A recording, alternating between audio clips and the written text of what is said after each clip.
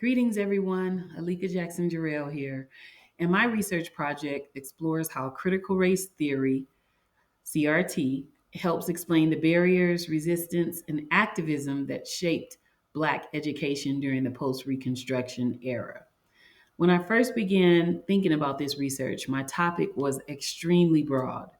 I wanted to understand how Black social movements developed after slavery and how those early efforts influenced future activism. But after meeting with Professor Queeley, she encouraged me to narrow my focus and hone in on one particular framework.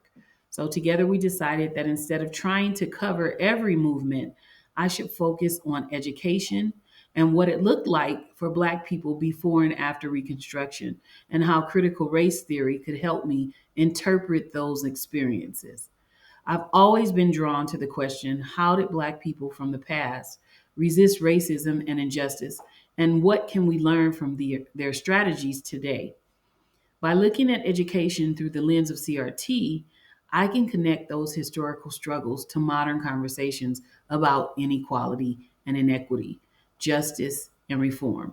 I want to understand what has changed and what hasn't in order to provide insight that can help today's teachers, activists, and community organizers build more equitable systems. Critical race theory gives me a powerful framework. CRT argues that racism isn't just about individual hateful actions, it's something built into the structure of society itself. That means the rules, the laws, and even the design of schools can reflect racial bias. CRT helps me unpack those systems and understand how racism operated through institutions, not just through people. At the same time, it emphasizes resistance and how marginalized groups challenge the systems that oppress them.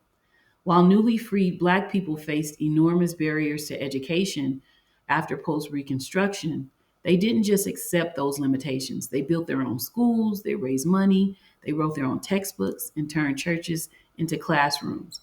They found, like Black people do, creative ways to make learning possible, even when the law and the government tried to stop them.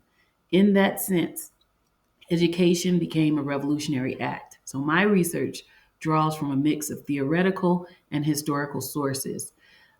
Experts like Tate and Gloria Ladson Billings help me understand CRT through the lens of education. They explore how racism is embedded in schools and policies, and how educational equality confronts those structures, not just changing attitudes, but showing how CRT connects to the activism of early Black scholars like Du Bois and Carter G. Woodson. Then, of course, using Du Bois's works, The Soul of Black Folk and Black Reconstruction in America, which provide the foundation for understanding education as both a site of oppression and a tool for liberation. Du Bois also documents how Black people built schools and educated themselves immediately after emancipation, proving that education was central to freedom and democracy. Other sources help fill in the picture of what that looked like in practice. So Brosnan shows how early school textbooks used in Black classrooms often reinforce racist ideas. And Rose looks at how education policies evolved, explaining how some laws like the Moral Land Grant Acts both helped and hurt Black students. And then we have Aldrich Hill and Loder Jackson, who explore how Black teachers became leaders and activists who used education to advance civil rights. Together, all of these sources show that education was never neutral, but instead was always political. As I dig deeper into the research, I've realized that Black education after Reconstruction was about much more than literacy and learning to read and write. It was about survival and power and self definition. Schools were some of the first places where free Black people could gather and organize and share knowledge. Education became the bridge between slavery and freedom. My biggest challenge so far has been narrowing down such a huge and emotional topic. At first, I wanted to cover everything. It's so much to learn. I wanted to learn the laws, the strategies, the social justice movements, post Reconstruction, up through the Black Lives Matter movement. But I had to focus in on one section due to time constraints. Another challenge was balancing theory and history. I didn't want CRT to just sit in the background.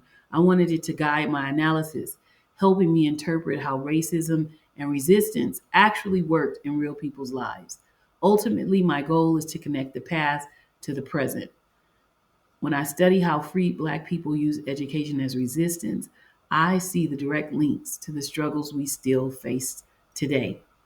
Thank you for listening. I wish you all luck on your research journey. Have a good day.